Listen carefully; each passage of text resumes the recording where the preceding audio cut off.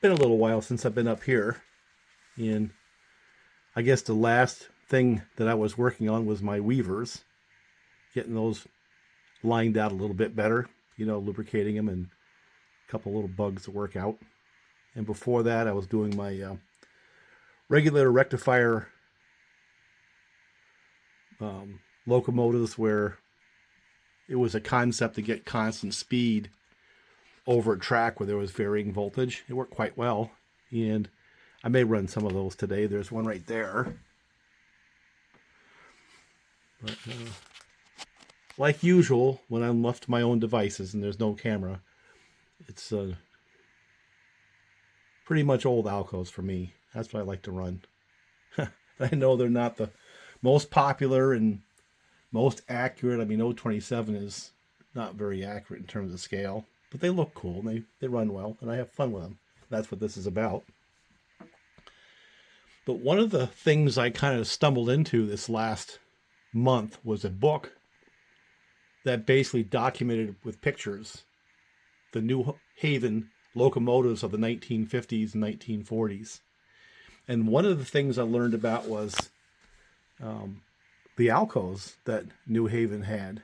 And they had quite an extensive fleet of Alcos. They had the DL-109s, which was really Alco's answer to an E3. The DL-109 had a pair of Alco diesel engines, just like the E3 had a pair of EMD diesels. And if you listen to some of the online commentary about the DL-109s and also the Alco FAs, you'd think that they were like the most unsuccessful locomotives in railroading history. And to that, I don't know. I get kind of conflicting data, and then you always go back to just the raw information you can get your hands on, which is scarce. But the thing I found interesting, especially with the DL-109s, is they pull a lot of freight, and they were one of the first true dual-purpose diesels. Of course, they weren't going very fast on the New Haven line anyway with passengers, so that wasn't a big stretch. But the DL-109s were put into service in the 40s, and most of them ran into the late 50s. So they had a 15 to 18 year service life. And if they were as bad as some of the commentary, they wouldn't have lasted that long. They certainly wouldn't have lasted in service that long. So that tells me they may have had some issues, but somehow they figured out how to sort them out enough to be serviceable for 15 years. And for the first generation diesels, that actually isn't all that bad. The EMD, of course, crushed everybody because some of that stuff lasted into the 70s. The FL-9s, which came out in the 50s, were pulling passenger cars up and down the Hudson River. This is EMD powered stuff, the 567s, right into the 90s. So, yeah, the Alcos didn't last that long, right? But they sure did pull a lot of freight, and they sure did move a lot of passengers for New Haven. The DL-109s, like I said, through the 50s, into the 60s with the Alco FAs. And so I find that interesting. And of course, Alco did some level of debug on the 244s, the Pariah, and came out with the 251s, which were a substantial upgrade. And the Century Series had those. And they failed for a variety of reasons, but I'm not sure that the DL-109 and the 244 was the only reason why Alco failed.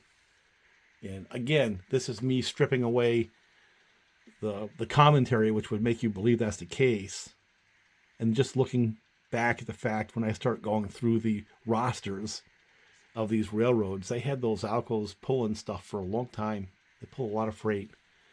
And locomotives like the Fairbanks Morse, with a more sophisticated two-stroke, the opposed piston, essentially marine engine, come out of submarines. That's where their design was successful. They didn't last as long, right? And of course, Baldwin didn't last anywhere near as long. So I don't know. I kind of question a little bit of the commentary I hear on those now. The more I see these picture books and I see historical accounts where they'll show a picture of a DL-109, for example, built in 1943 and put out of service in 1958. You know, there's 15 years right there going back and forth. So anyway, I think I'm just going to run my Alcos.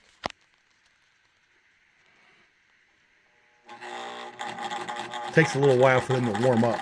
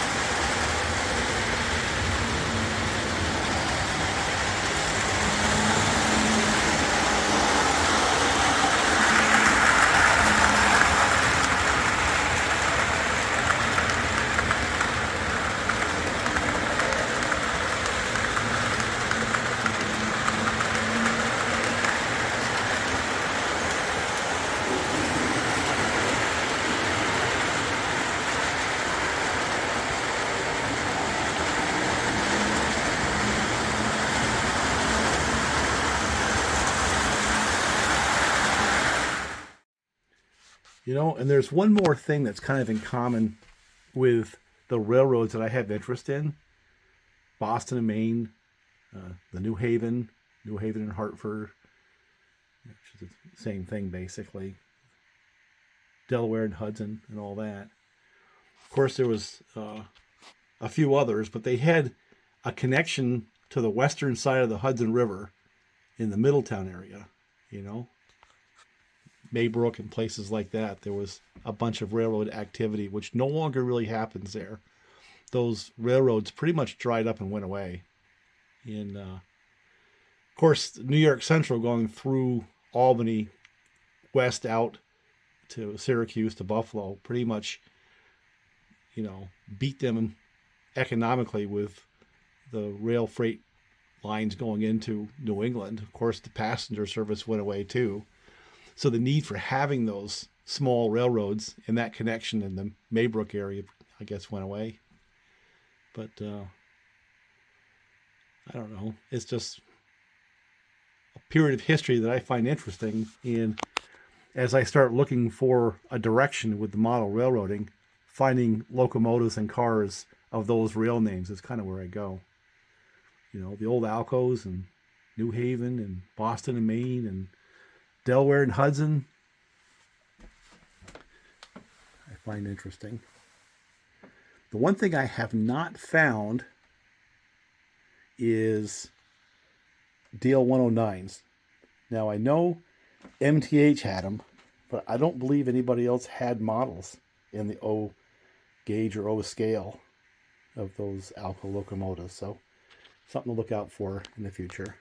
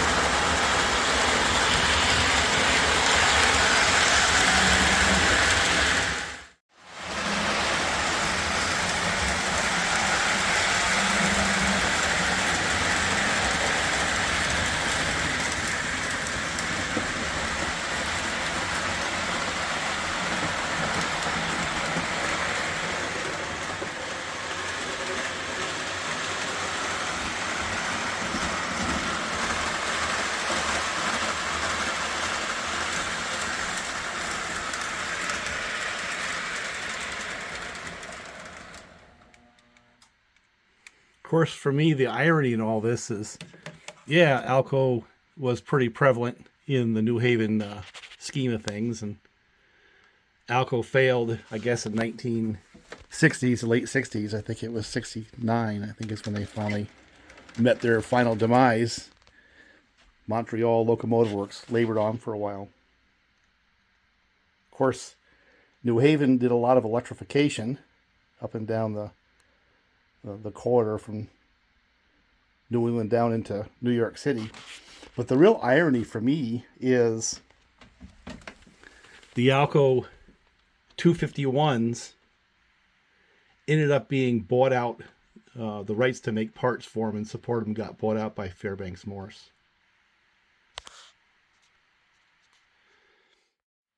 Yeah, those guys. The guys who made those opposed piston two-strokes for the marine application, submarines in particular. And from what I understand, New Haven actually tried out a couple of train masters. They had them on the line for a little bit. I'll do some more digging. I don't know if they ever ended up actually purchasing any Fairbanks Morse locomotives, but they certainly had them on the line for a little bit. Let's see if we can get this one to go. See, here's the thing with these. Oh, look at that. Just not a lot of fast happenings with this transformer.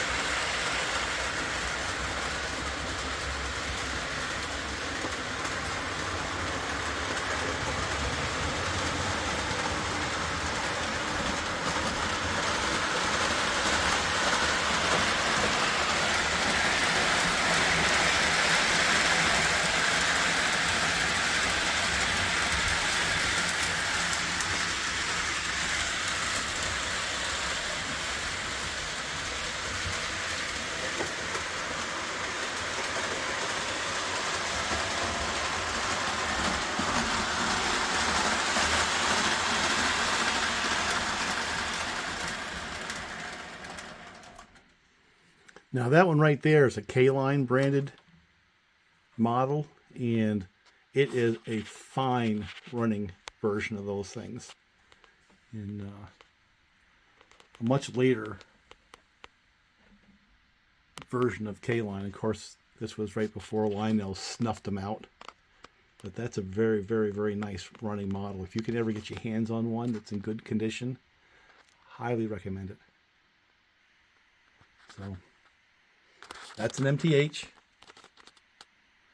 They're O-27 stuff, a little shorter, not scaled properly, but they look cool, right? Of course, that's one of those 1962 Lionel's 232s. So there's my Sunday train run.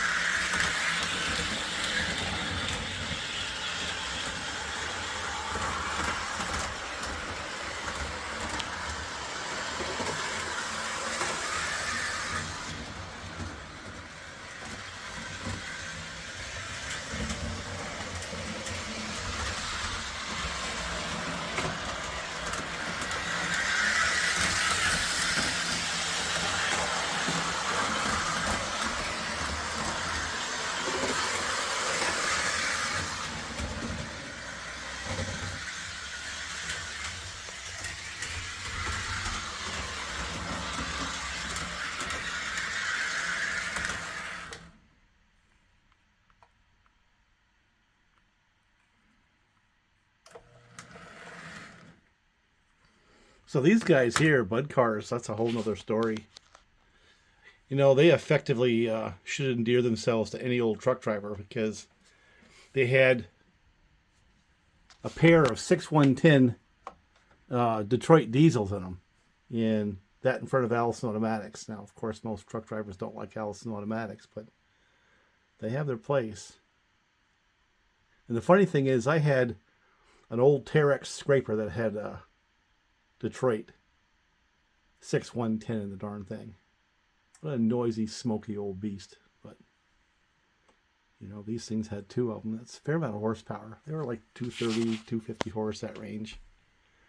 And used to see these Bud Cars going up and down the Hudson line quite a bit. Now, New Haven had them as well.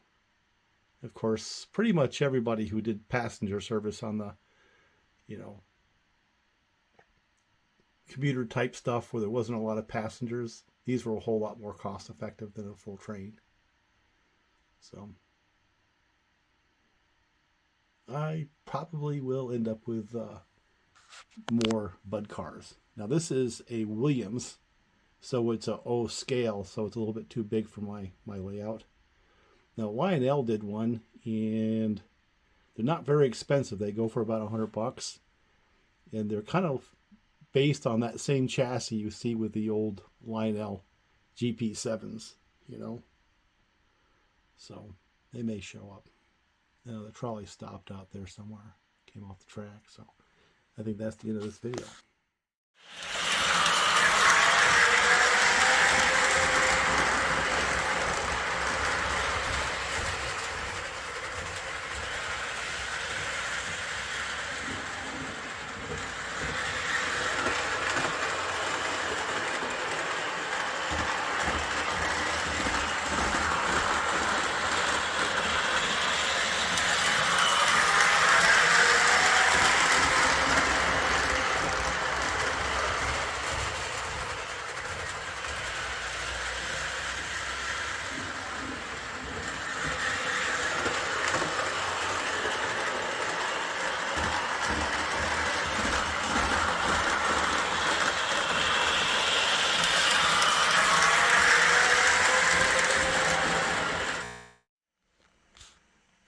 Well, that's a nice running Williams SD45. And believe it or not, Susquehanna still has two of those still in operations. There was one downtown today. Of course, the problem I have with my Williams SD45s is they run beautifully. So what's the problem? I don't really have any cars that fit. You know, I've got these Rock Island cars, but for the most part, I really don't have any cars that fit either what Susquehanna would be hauling now, mostly tank cars and trash cars, high-sided hoppers and things, and then, you know, covered like grain cars. I've got none of that. So if I want to make this a real train for New York, Susquehanna, and Western, I'm going to have to do some investment in rolling stock. And what is that goofy yellow thing on top blinking for? I've seen that both on Williams and Lionel's, but I've never seen that on anything from a Susquehanna.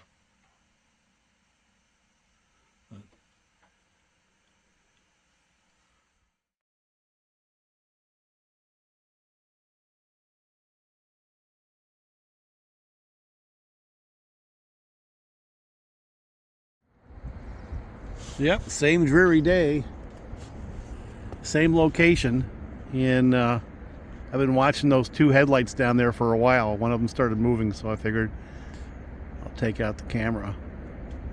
There's been an awful lot of intermodal traffic and not a whole lot of manifest traffic. And, you know, trains are trains, right? Got the Heritage, Baltimore and Ohio Heritage. That was very cool. Yep, this guy here is cool.